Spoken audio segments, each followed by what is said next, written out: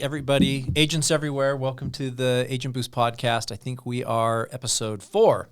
And anyways, always one of the very first questions that agents have is regarding leads. I don't know that I have ever had an interaction with an agent who is potentially interested in onboarding with a new firm, talking to an FMO, an insurance company.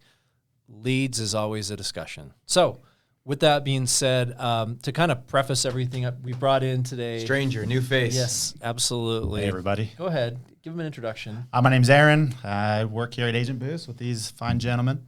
I'm the marketing director here, and it's been a great ride so far. I'm excited to see where we go this open enrollment. And Aaron's being a little modest. He is our head of marketing. He actually functions right now as kind of a media buyer as well. Working with a lot of different vendor partners as well as integrations with our different systems, at scale when you're ordering high volume of leads and you're trying to track leads, measurable results. We'll get into that later, but Aaron is very knowledgeable there when it comes to system integrations as well. So anyways, leads, I want to start off by saying that I always tell agents they either have time or they have money, or they have both. And so depending on their situation, they need to utilize the resources that they have in order to generate leads. And leads is the lifeline or the bloodline of their actual business. There are no policies to be written unless you have a good prospect or lead to go right. So that is true. Yeah, as we famously like to say, agents will tell us all the time, hey, if you get me a qualified prospect and you get me an appointment and you put me in front of that person, I'll go close that person every time, right? Yeah, and the reality is everybody just about can close. When you're at the kitchen table, you're already 90-something% of the way there. It reminds me of, what was it that Troy Buys, our old sales manager back in the day, used to say, Dan? You could put a... I don't know if well, I'm going to say it anyway. He said, I could slap a sign on a monkey and send him around door to door, and I would get sales. Yeah, I could put a sandwich board on a monkey, and if he sends it to enough people, someone's going to buy it. And it is true because it's a numbers game, and that is the thing that it is more challenging to sometimes find that prospect, get them interested, more so than it is closing the deal when you're there. So well, and that's a great segment into, kind of the marketing side, which is going to be, anybody can generate a lead. It's going to be the quality of that lead, how that lead performs, and, where you're getting that data from, whether it's Facebook, Google, email campaigns, and, so forth. So, it's a powerful thing to be able to get a qualified consumer to your website ready to buy. AJ, give us a little bit of a history of like your experience in the industry, kind of what you've been doing, what type of lead flow you've been doing, so everybody has some context to what you're doing. Yeah, different vendors, et cetera. Yeah, so, I got into the insurance world about 5 years ago. Worked for a company that we did more of aggregating leads, meaning buying leads from one person and sell it to another. So all of you agents out there that were getting multiple leads that had permission to contact that were all selling, it was all AJ's fault. The black market. There were some good ones and there were some bad the ones. black market lead syndicate there. So he's now on the light side. I mean, we should probably, which is nice. We should probably, I'll let you continue, but we should even talk about that whole spider web industry behind the scenes that people don't know about. But keep going. Yeah. Proceed. Yeah, so started in that aggregation world, which, buy and sell to another person, right? And then got slowly into, generating your own leads. I wasn't the end buyer at this time, but I was working with publishers, working with Facebook and Google, own and operated websites, driving traffic, generating leads, and, dialing on them to generate a live transfer, for example. And then also selling it just as a web lead to, I think we sold Dan and Mike some leads back in the day, and that's where our relationship started. And yeah, there's many different ways to get a lead, and websites. We were buying aged lead data, so maybe you could, like, as we kind of segue into that, give us a little bit of insight. I know lead aggregation and CMS has kind of been in the crosshairs, but nothing really actionable seemed to affect the lead gen side as much as we thought this year. But talk a little bit about kind of. Well, I would jump in there too, and before we go there, that when it comes to why would somebody, like you just mentioned, aged lead, and it's not a good lead typically, but why would somebody even buy it? And a lot of it is because regulations, obviously, you can't just cold call anymore. So, I mean, there's sites out there where you can download consumer data, just get it. But that doesn't mean that you can compliantly just pick up the phone and call them. You can't. That's correct. And so that's the whole reason that some of these very low quality leads exist, because at least somewhere on some website, somebody clicked on it. There was like, acknowledgement, check this box. I agree to be contacted. You give consent. They log that IP address, the timestamp, and the consumer agreed to a contact. And so even though it's low quality, you can purchase those in bulk or in mass and still compliantly place that phone call to the prospect. And they would pencil out the ROI was really good on them, still really good ROI, but you're basically paying for that opt-in, that permission to contact. Yeah. Now, did they always know what they were opting into? Were they maybe opting in to win a free mattress or something cruise, like that? Or a cruise? Yeah. Or a lot of that MyPillow? out there. Well, and what would happen, and you can expand on this more, Aaron, is like, a vendor like that would create some kind of clickbait out there. Well, I'll just call it what it is, right? Clickbait, it's there, a banner ad, whatever. They click on it, enter to win, and just based on the demographic info that they're entering into the web form, they're going to say, this is a Medicare lead because this person was over the age of 65, and we're going to classify it this way, and any of our affiliate partners that we have, we're going to send this off as a quote lead or sell it to them. Yeah, and that small print, talk about that. Well, yeah, so what you guys are referring to is going to be more of your sweepstakes kind of lead, right? Co-registration, absolutely. So kind of way that works is, they do have the sweepstakes on the front end. Hey, click on me and, here's a sweepstakes to win a $100 gift card to Walmart, or win a mattress, or try and win a cruise, right? And so once they get onto the website, they then continue to go through a survey, more or less. And so there's a couple ways that you can buy that data and ingest that data. One is going to be on a single opt-in or a double opt-in, meaning that they saw an ad. After they clicked on the sweepstakes, they go to the website, they see an ad that has specific questions to your ACA or your final expense or your Medicare. And they say, yeah, I would like to learn more about Medicare. They'll click yes, and they hit enter, then they move on to the next question in the survey. Once they click yes on, let's say final expense, that lead is then generated for whoever the buyer is at that point. And they have opted in to that company, and they have been opted into being able to reach out to them. And so that is an opt-in lead. And then there's going to be another route, which is going to be, I want to buy leads based on a demographic, someone of the age of, 65 to 85 that are in this state and have high income, right? Mm-hmm. So those are going to be the two different ways that you can buy that particular lead. There's some other branded ways or non-branded, but those are going to be the main two ways that you can buy that particular lead. So let's take somebody through a hypothetical life cycle of this lead, okay? So of the black market. That's just one question of the survey out of the 10. Yeah, so I'm Mima, and I see this, I need a new mattress, and I see this shiny new ad on my Google phone, and I click on this, and I fill out my information. I want to win a mattress, and I check the fine print box that basically says Hit submit. Yeah. I'm permitting to be digitally accosted for all time and eternity to all of your partners. Then what could potentially happen? Well, if you're obeying the TCPA rules, technically you have about 90 days to contact that by an outbound. But not everybody does that, right? So when but we talk also about reselling and affiliates, though, right? Well, even in just the life cycle of that one user interaction with that one website, you're going to go through a survey, and each question you get asked is going to opt you into another offer. So you may say, yes, I'm interested in final expense insurance, but then you're also saying that you're interested in pet food or you're interested in diapers, right? Every time you say yes in that survey, that is you opting in to be reached out to by that particular company that bought that lead. So if a survey is 10 questions long and you answer yes on 5 of those 10 questions, you're getting sold to 5 different people. So at that point, it's not an exclusive lead. It's exclusive maybe for your industry type, but it's not exclusive in terms of you're the only one that's able to reach out to them. What about if one person in the industry, let's just say it is a final expense company, and they say, yeah, we want to reach out and discuss life insurance with this person. If that entity is a reseller, though, and then they have their own list of affiliates, they can essentially buy that lead, right? But then there's no restriction. They can actually resell that lead to their list of 5 to 10 affiliates too, correct?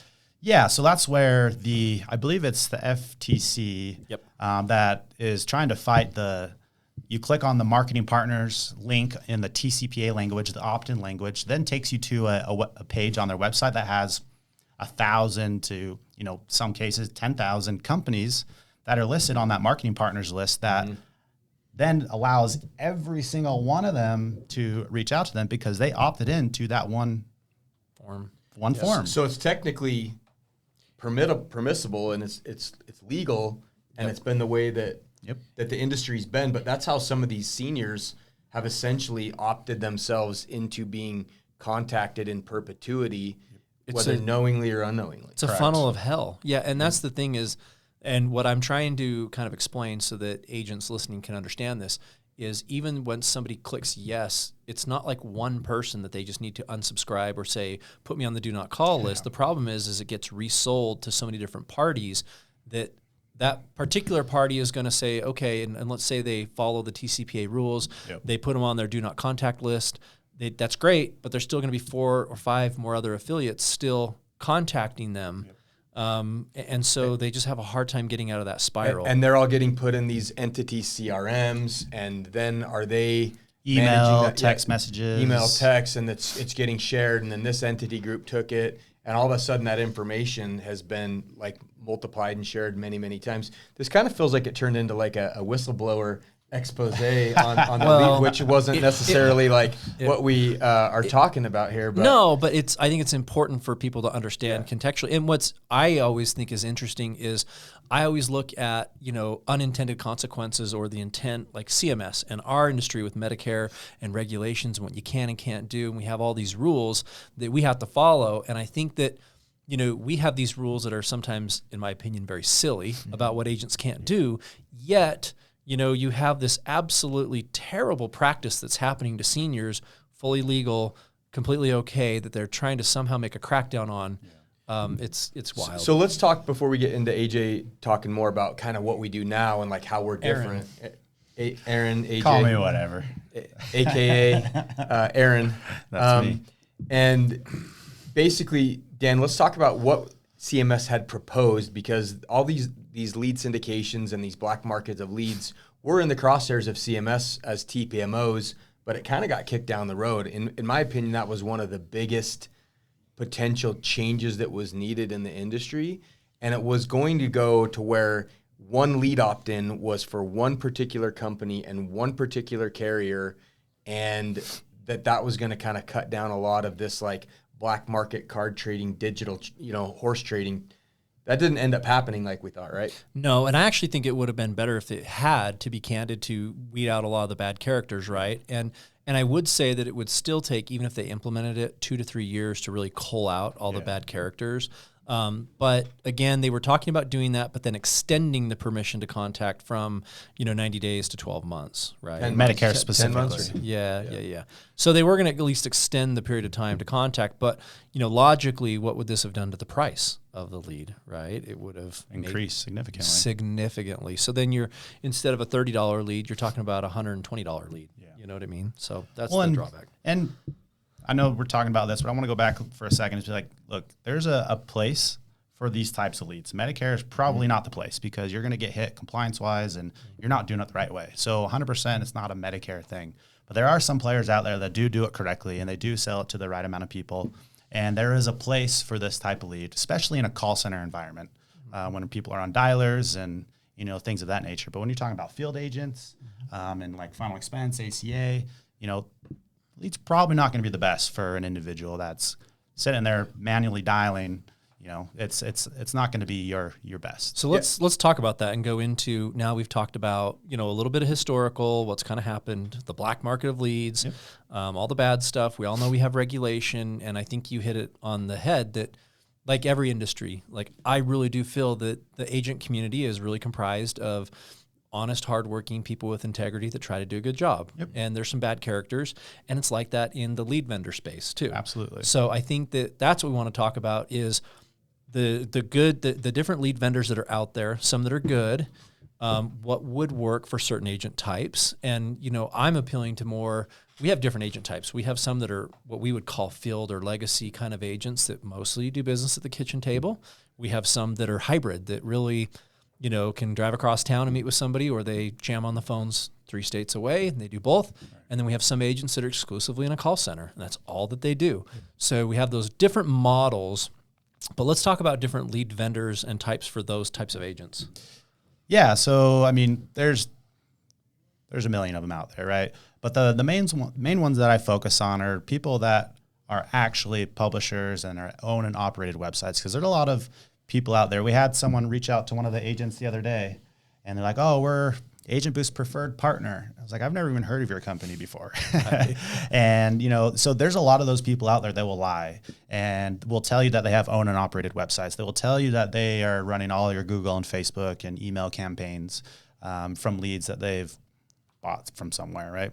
And so that's really going to be the bulk of the conversations that I have when I'm vetting out a vendor that I'm going to potentially buy some leads from, is really figuring out who owns these websites, who is driving the traffic to these websites, and who is, who else are you selling it to, if anybody at all, right? That's going to be the biggest thing for me when I'm approaching a vendor about potentially buying something. Let me say one thing real quick. I'm sure it's the same for both of you guys too, but I get hit up no less than 20 times a day. A lot. I'm sure Dan does too, and Aaron as well, about potential lead vendors through LinkedIn or telephone calls or emails, because that's what these guys do, right? They're these digital content syndicators and contact information syndicators.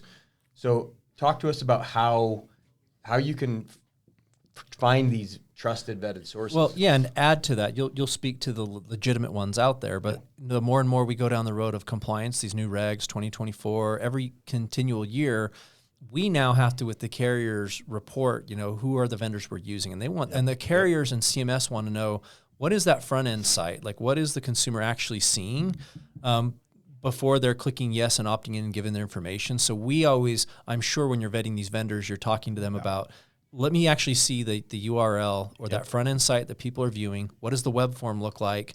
And we have to be listed, of course, as an affiliate.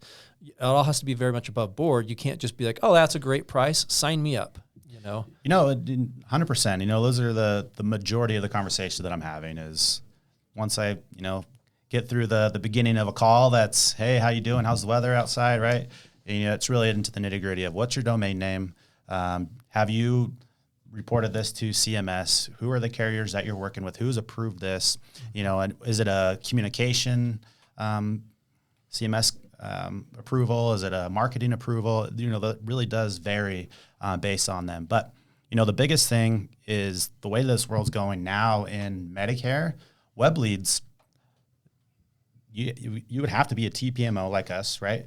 Or, an actual carrier, because outside of that, it's going to be very, very hard to get approvals and go down the web lead form, which is why the industry now is moving to consumer-initiated inbounds. Because, with Facebook and Google, all you got to do is get it approved with your carrier, your TPMO, whoever it is you're working with. Make sure you have the right communications or marketing, whatever it classifies as, and then run that on and generate an inbound phone call, because where the bad things that happen is going to be on all the outbound dialing, especially because all these lead aggregators out there, they don't know where they're getting it from, because they're aggregating it, which could be aggregated 3 times by the time it gets to the actual end buyer. And who knows where that lead came from at that point. And so, that's where a lot of people have gotten in trouble, and that's why the seniors are getting abused. And, that's more or less why CMS has cracked down so much. Yeah, so let's talk about what CMS did, because obviously things got out of control, especially during the COVID years with outbound calls, unsolicited calls, people opting into these funnels that even if they did have permission, because we hear all the time, like, this person contacted my client and they didn't have permission to call. Well, they probably maybe did, or maybe they didn't. Yeah. But how can CMS crack down on some third party, let's just call them a black market lead syndicator or telemarketing center that's based offshore? They can't really go crack down and shut all those down. So what they did was they had to go correct it backwards. They had to go and put the onus on the agent and say, you agents have to make sure that these leads that you're buying are trusted, they're vetted, that the origination source is compliant. Because if you get a complaint, the first thing they always ask you is, how did you get this lead? And where's your permission to contact, right? And they put that responsibility on the agent, because what it'll do is, if that agent cannot trust that source of that lead and there is not compliance there, that agent is the one that's in jeopardy now, and that'll essentially slowly course correct some of those bad actors, because the marketplace is going to dry up over time, right, for the bad actors. 100%, you're right. And they had to go a little bit backwards on it. The other thing that, I'm just thinking about here is, anyways, separate train of thought, another day. All right, I don't want to even make it more convoluted as it already is. So. Yeah, no, it's, you really got to do your due diligence. You have to vet these. If you're going to buy leads, you have to vet them out. You have to make sure that you know what URL are coming from, what the opt-in language is. Make sure you're on there. If marketing partners list is a thing in the next little bit, you got to make sure you're on it. Your DBAs, you have to be on it, because if you're not and you end up buying that lead and you call it and you sell it, you're not compliant to sell that person. Well, so that's going to be the biggest thing. And I always I'm like being traumatized now because of compliance, CMS. We've always had compliance, but now I swear all the agents are, have PTSD. They're so traumatized by all this compliance. But, just wanted to mention in there for all of our agents and agency partners, if you're using sites, even on your own, and you're doing web forms, just make sure you submit those to us so that we're able to file those with the carriers and make sure that you're getting approvals and that you're compliant. And we do that for all of our partners. It is more complicated and it's more sophisticated, because back in the day, Dan and I did a podcast talking about how things used to be. And one of the common ways that agents built their books of business was mailers, right? Yeah. And physically mailing to people. And that kind of, ran its course through COVID. Everybody was mailing and things like that. And a lot of those mailers are even kind of scammy and duplicitous as well. And for us, we've really seen the ROI on physical mailers go down to where it's really hard to justify that penciling out. And I know there's some, good lead companies out there that are still doing mailers, but talk a little bit of that too. And the other thing for the agents, I think this will resonate and hit home with some of you who are listening in, that you're right, direct mail. I'm not trying to, definitely poo-poo on any of the direct mail vendors, but that's the cost of those leads is just so expensive. And, sometimes the conversion rate is not much higher than what you'd find with some digital leads, and it's more timely. But anyways, the other thing is the community meetings. I always call them enrollment meetings, because I was a salesperson. I'm like, we're not here to eat pie. We're here to enroll. This is an enrollment meeting. But, those community meetings, those also used to be a big thing in the last 10 years. And every incremental year, just the result of the attendees and the lead generation from it and the follow-ups, that's all significantly reduced to where most of the agents I talk to, there's select markets in the country where that's still a good viable option. But I would say 80% of the marketplaces out there, it's just not a good ROI. And compliance has really kind of screwed that up too, because it used to be when Dan and I got in the industry, you could buy him a steak dinner and get a good at bat to enroll him there. And then it started changing where, it's got to be it can't be a full meal. It's got to be a snack. Well, and then the snack can't be combined with another snack. That's bundling. You can't bundle it together to where those two snacks together could construe a potential meal. And it's like, how many Triscuit crackers? Yeah, is a meal versus a snack.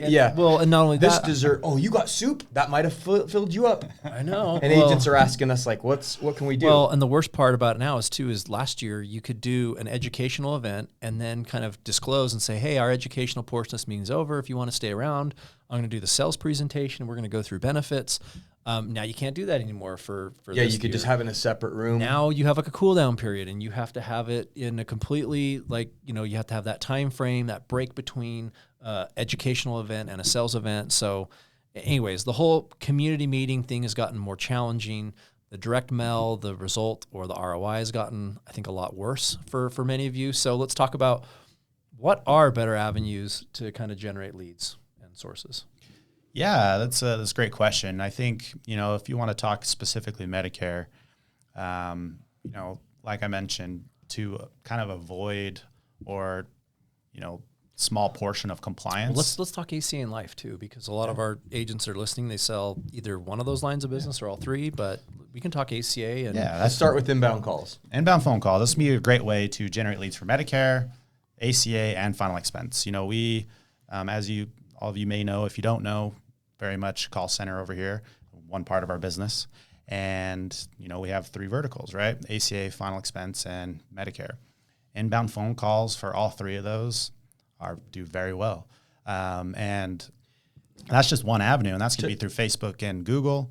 Talk about the model, kind of what Aaron's really good at is, an acquisition cost, right? And for us, we're just running a simple acquisition model where our cost is X and our lifetime value of that is going to be, Y. And then that's how we run that. And that's how you should run, regardless of what you're doing. Any cost-based initiatives that you as an agent are doing, you should always focus on that acquisition cost, what your cost to buy is. Does it pencil out? Like back in the day, Dan and I used to go to the Golden Corral and have a $500 bill, and sometimes we'd walk away with 10, apps in our bag, and sometimes it was 0, but you averaged it out.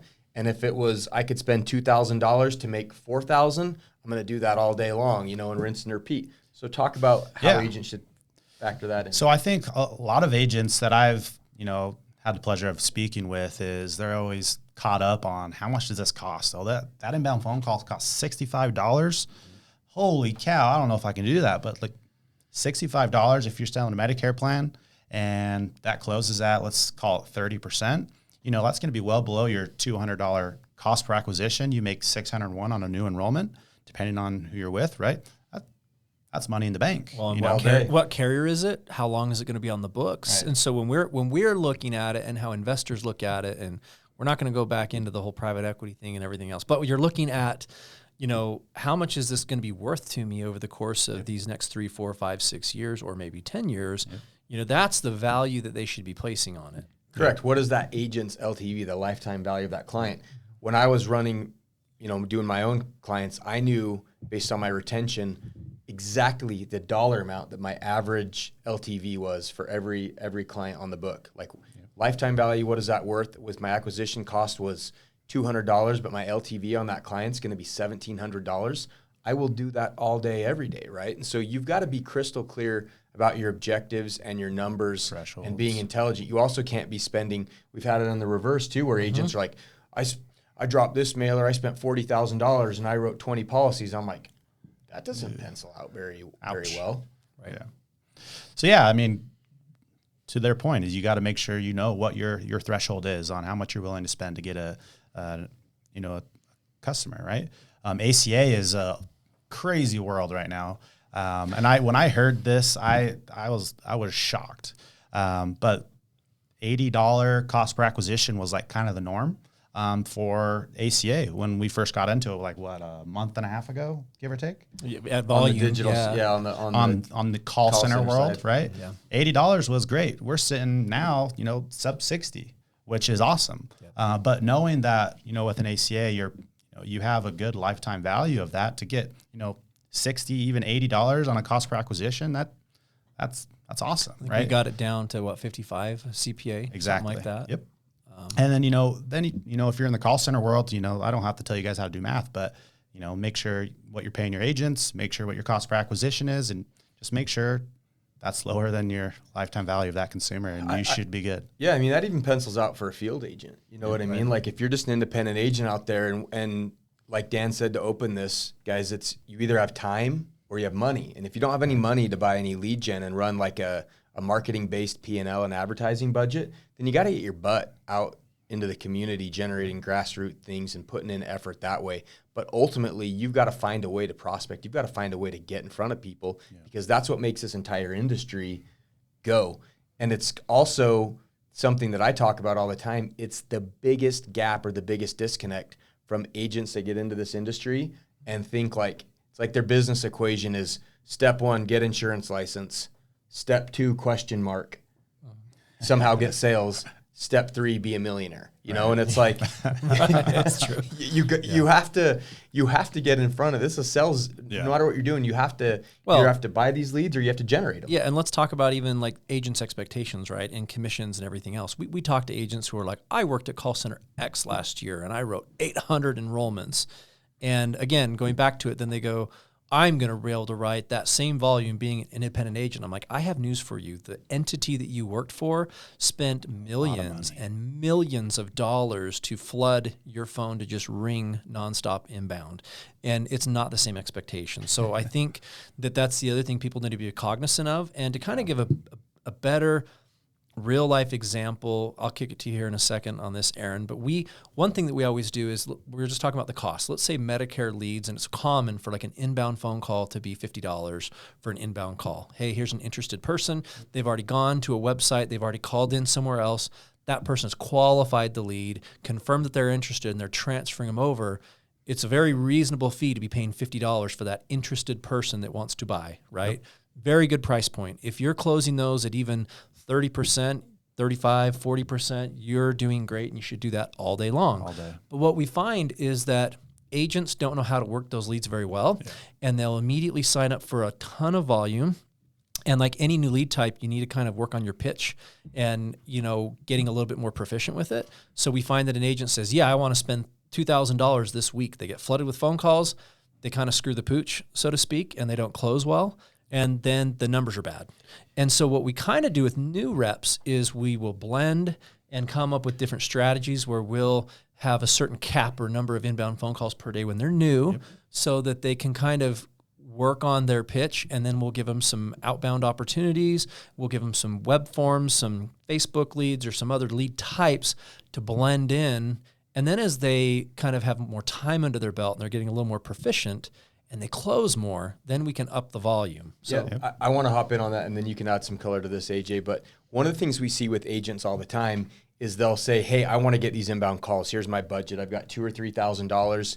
And the inbound call vendor makes money on you being able to transfer that call to them. And what we see all the time is an agent will say, I want this, I want these calls to start. And then they're out running their life. They're out running an appointment. They're driving in the car. They're at a kid's game. They're missing those calls, and they're not their business and their life. And that doesn't go for just inbound calls. That goes for any lead type, whether it's a digital opt-in lead or something like that.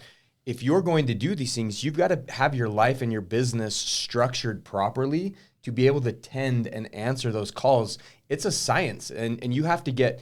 Nowadays, you have to have a CRM, an inbound call that's able to take those.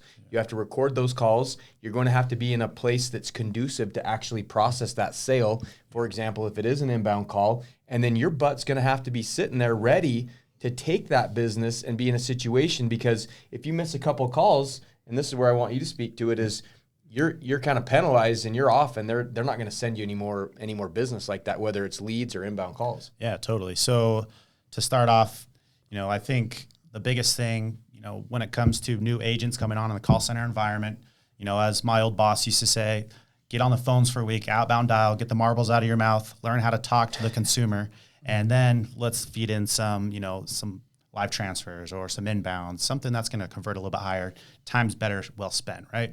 But to your point, absolutely, whether it's a consumer-initiated inbound through a third party, through a trusted partner, through us as an organization, there's a couple things that we're looking at. As you have a CPA on what you need your cost to be to acquire a consumer, we have to cover our costs on this inbound phone call that we just generated, right? So the biggest thing is no matter who you are, if you want brand new lead or real-time leads that they opt in, they go to the website, they fill out the form, they click submit, you get that to your CRM. You need to be in a place to call that as soon as you get it. Speed to lead is huge, especially on the web lead front. Speed to lead. Yeah. Did you hear that? Hey, I just am jumping in to say that. Speed to lead. Yeah. Every second and every minute that you get a lead and you don't call on it, or you don't work it, or you don't tend to it, it is slowly getting worse, and it's going to convert worse. Yep. Correct. I want to add that too, because a lot of agents, field agents especially, they get a referral, and Martha gives that client your business card, and they call you or text you. you can probably wait on that, right? Like, because that person is trying to connect with you. It's a referral. If you don't call that person back instantaneously, you probably have a little bit more give there. Yeah. But if you're purchasing and that speed to lead is so critical, because think about that from a consumer standpoint, they're in that buying mode, right? Like they're looking for someone to help them at that current time, whether that be a Facebook lead, a Google lead. They do fill out a form and it generates an inbound call. It's consumer initiated. They're in buying mode. So if you're not there to help that person, they're going to call someone else. Like, and no different than if you were, trying to call around, getting help for service or something, and someone doesn't answer, you're going to just try to find someone else until you get that, right? It's the same thing. Very much so. And then on the inbound phone call or live transfer front, there's many things that we can do as a vendor for you. Make sure that we have day parting, Monday through Friday or Monday through Wednesday, Tuesday, Thursday, whatever, right? And then a block of time in those days that you're available to be readily available, whether for a web lead, a real-time lead that hits your CRM, or a phone call, an inbound phone call that is going to hit your phone. And if you're not there to pick it up, as a vendor, I'm going to deprioritize you because I sent you 10 phone calls.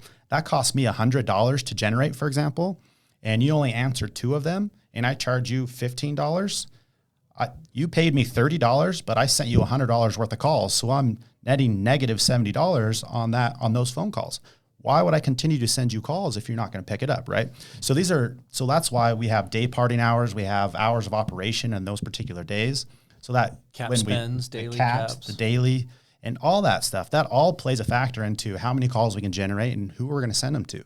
Because if you can't pick up the phone, I need to spend my money more wisely and send them to someone else. And the other thing, billable, let's talk like billable, because it's usually depending on the vendor, right? If you're doing the inbound call method, usually a vendor, some of them it's 30, some of it's 60, and some of it's 90. It's about the longest duration I've heard of, right, before it's billable, right? Anywhere from 60 seconds to 120 seconds from the time you pick up the phone. Let's say I'm going to charge you $15 per inbound phone call on a 90-second duration, which means when you pick up the phone, you have 90 seconds, right? And if I would take that deal. Right? Sold.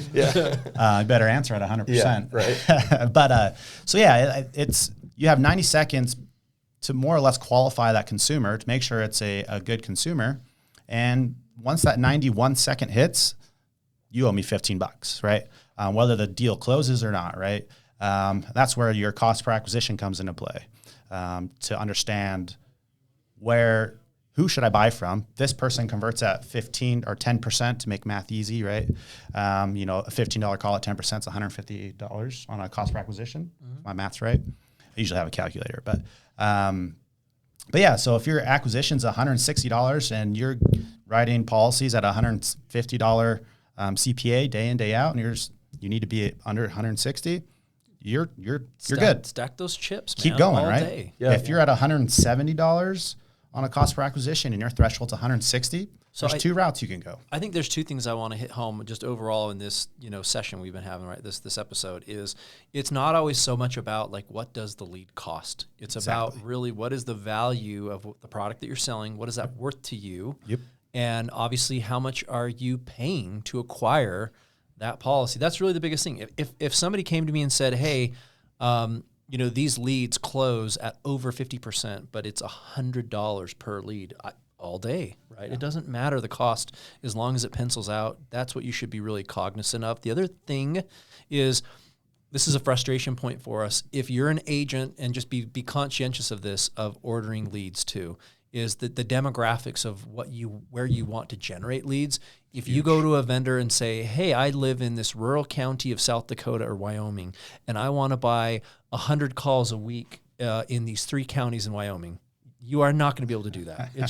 It's one of those things where, and we get this frequently from agents who only prospect in like one state, their resident home or particular counties, and they really want to only order leads in those areas. That's really hard for a vendor or anybody to try to fulfill that type of an order. Absolutely. Yeah. I want to kind of also speak to the fact that a lot of, and I talk to a lot of agents. Every day I talk to agents. And one of the things that I see all the time is agents don't treat this business like a business. We're just talking about, hey, $150 CPA, $180 CPA all day will do that. What I find all the time, guys, is a lot of agents they barely had enough money to pay for their insurance license to get into this, okay? You need to think ahead and treat this like a business. Are you willing to invest in your business? Like Dan said to open, you either have time or money, right? You're either going to make this happen through your sweat equity and going out and putting in the hard work and visiting all these people in the community. We'll talk about some of those lead gen, no cost on a future podcast. But if you don't have money to invest into your business, or you're not willing to spend money to make money, as the old adage goes, then you're going to have a really hard time making it in this industry. And it doesn't really matter what FMO you're with. It doesn't really matter what agent type, if you're selling ACA or you're selling Medicare, or you're selling life insurance. If you don't have, and this is the biggest reason why I see agents fail overall, is they get into this industry and they don't have any runway financially. Not even the average agent, I would say, that we're working with a lot of times, can't even make it a month without having steady income coming in. They can't even make it past the onboarding phase. Correct. Let alone the fact having extra money to invest into their business. And it's the same thing if you were to go start another business, a brick and mortar store or whatever, you wouldn't go sign this big lease. You wouldn't go start this business venture not being properly capitalized or structured to make this thing happen, unless you had enough runway to do that. So I'm just hopefully maybe the learning curve. Yeah, the learning curve. I'm just giving that to you guys as a cautionary tale, but also I've also seen agents, and I just talked to a good friend about this morning. Are you willing to maybe take out some capital, invest in yourself, get a home equity line of credit or something like that. Cash out a 401k, go take a business loan. Are you willing to treat this like a business and give yourself a chance to go? Because if you're not, maybe you should reconsider what you're doing, because if you want to do this a certain way, a lot of people that are listening to this podcast got in this industry to have that financial freedom and flexibility, but you've got to run it like a business. And what AJ's talking about with CPAs and things like that, it's gold and it's a shortcut. And any of the agents that get good at that, find a good trusted lead source, and you just rinse and repeat, and you're getting that CPA, you're not going to be upside down very long. But we are currently doing that in our business as well, where we're going, hey, we are literally bleeding money on this P&L on this certain side of things at the time being. We're spending all this money, but eventually it's going to catch up, and it's going to be very, very profitable, right? Yeah, and that's the kind of concept that everybody should have, right? With your own business is, okay, how much am I going to be like in the red, so to speak, initial capital going into that acquisition cost and your total cost? But then at what point or what month is that inflection point where you're either cash neutral, and then from there on, you're just cash flow, right? You're starting to get cash flow, you're recouping your investment, and then you're finally profitable all those months where you're getting cash flow, you recouped your initial investment. And what month is that for you based on your CPA? Is it month 3? Is it month 6? Is it month 15? Whatever that looks like, though, that's what you need to be conscientious of. Yep. Yeah. What are you seeing as far as like lead forms and Facebook leads and things like that? It's really no different, right? I mean, it's a simple.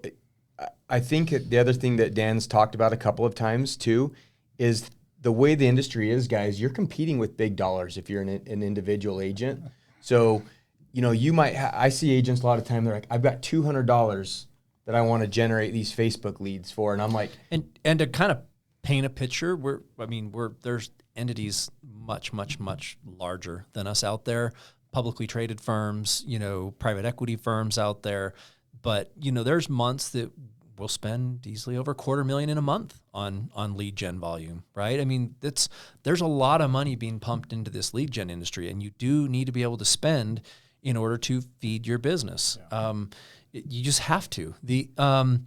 Maybe one of the other things that I would just kind of throw out there as final thoughts before we wrap all this up is, I think I've also observed, having done this for many, many, many years, that when we spend a lot of money as an FMO, as a partner, and we give them to agents, they also don't value the lead. There's no perceived value, even though we spent the money and it's a good quality lead, depending on the type, they don't respect it or don't care about it because they never spent the money. Yep. The other thing I find is that if the agent actually gets out their wallet, they spend the money. It could be the exact same vendor or same quality, but they're going to work it 4 times harder because they invested some of their own money into that lead. I definitely wanted to kind of throw that out there as a 100% we see that. Yeah, as an important thought. Well, not only that, it's how you work the lead, right? You don't get these, on a web form, 10, 15 conversion rates from, calling it once or twice. What is the average now at contact rates before you close it, or what is it? It's, upwards of like 10 almost. 13 is last I heard. Yeah, so if you get a lead and you call it once or twice, you go, oh, that lead sucked, I called it twice. No one answered. You didn't even put in enough contacts to even get to that contact rate to even have a shot to close it. Yeah, I think we talked about this, but for me, you start noticing a phone number that's called you a bunch or text you, Yeah. and you're like annoyed by it at first, and then you're kind of like, well, geez, this person's really persistent. Maybe after 15 or 20 times, they're not going to stop calling me, so I'll at least answer them to yell at them in person or see what it is. But it's almost like you got to be persistent, pleasantly persistent, and get that contact rate.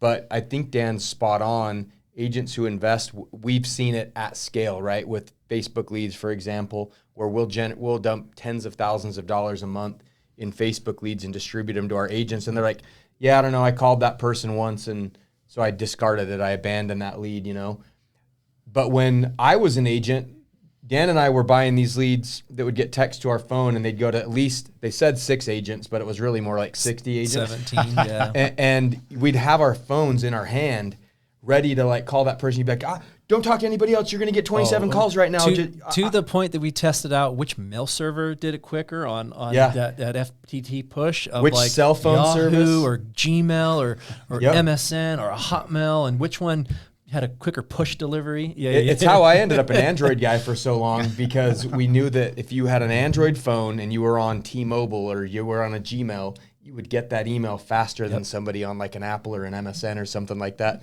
And those few precious seconds made that difference. It was a busy signal by the time somebody else called. Yeah, exactly. But what I'm saying is we would spend our budget on that. And I'm like, I'm spending my money on it. So I'm going to put extra effort into making sure that pencils out for me, because I'm spending my hard-earned dollars and I got to hustle that down. So yeah, I think that's important that we get buy-in from agents to, financially participate in buying their leads too. And then, Aaron, would you give somebody an idea of if they came to you and said, hey, I've got, $1,500 to spend a month on leads, come up with a strategy for me. How would you break that up, and kind of recommend multiple sources and give them an idea of what they'd get with that? Yeah, I think one of the biggest things, especially if you're like a field agent, for example, buying inbound phone calls or like a live transfer, for example, I wouldn't highly recommend that, only because you may not have the infrastructure to accept those calls, like a dialer or like a CRM. So it kind of depends on the type of agent you are and the kind of the setup that you have. So that's going to be my first question, is going to be, what do you have at home? I have to put our company plug in there, though. If you're one of our agents, we provide you with all the technology and CRM. True that. To record everything and be able to handle those. And if you use one of our vendors, it immediately flows into your CRM and does all that for you. Yes. Yes, that is true. That's going to be my first question. What do you have at home? What's your office like? Do you have a dialer? Do you have a CRM? And then I'll follow up with a strategy based on your budget, right? I have, owned and operated websites. I have vendors, call vendors, and we can just kind of go through it and see what you're looking for. What's your cost per acquisition? That's going to be a big question of mine. What can you afford to acquire a customer? That's going to be probably the most important, because that's going to allow me to come up with a game plan and a strategy for you specifically and your setup at home to really get you that cost per acquisition. Look, am I going to hit it home the first week? Maybe. But it's going to take some optimizations and some understanding and feedback from you as an agent to tell me what's working for you. Because like we talked about earlier, an inbound phone call is going to be different than a live transfer, and going to be different than a web form that you're outbound dialing. Your pitches kind of change, especially in the introduction. So that's going to play a factor as well. So, that's more or less what I'm doing on a day-to-day basis here, figuring out what our CPA needs to be, and then trimming, having negotiations, and, moving forward and with what works and what doesn't work. Yeah, one thing I would say, if you do want to buy leads, give yourself some grace. You're going to screw up at first. You're going to waste some money. It's part of the process. Yep. but you got to keep with it, right? Like some people will go, oh, I spent $200 on Facebook trying to generate Facebook ads, and I didn't pencil out, so I'm done. I'm on to the next thing, or that didn't work. Throw their hands up. We, as an agency, have wasted ungodly amounts of money on things that failed. Yep. Painfully, but yes. I mean, the Sirius XM radio campaign comes to mind.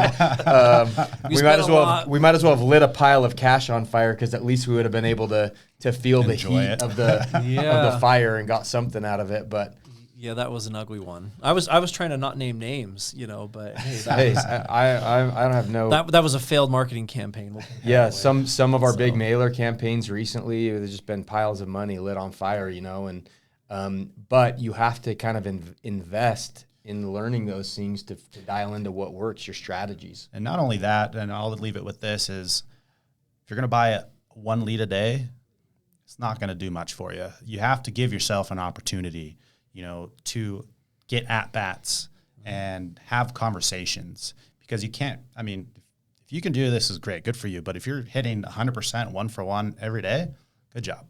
But that's not the way the game is. Our ACA calls right now, they're closing at 55, 60%. So you're closing 5 to 6 out of 10 calls, right? So if you buy 1 lead, you're not even giving yourself an opportunity at that point. So just keep that in mind as you look at your budgets, and as you want to buy calls and data. Make sure you're giving yourself an opportunity to get those sales and set yourself up for success, because if you want to buy 1 a day, I would say save your money and go find something else. But that's my thought. Consider it an investment into your industry and your business. Really, that's what it is. Dan talks to our agents all the time. That's one of his primary messages is, what are you doing to invest in your business? What are you doing to, continue to perpetuate the business that you're having? And even in the beginning, when you're not having a lot of success with these leads, you're paying for something. You're paying for an education, right, of what's working or what's not working and how to adjust. So agreed. Yep. Good note to end and wrap up. We'll catch you next week. Thank you. Thanks, guys. All right.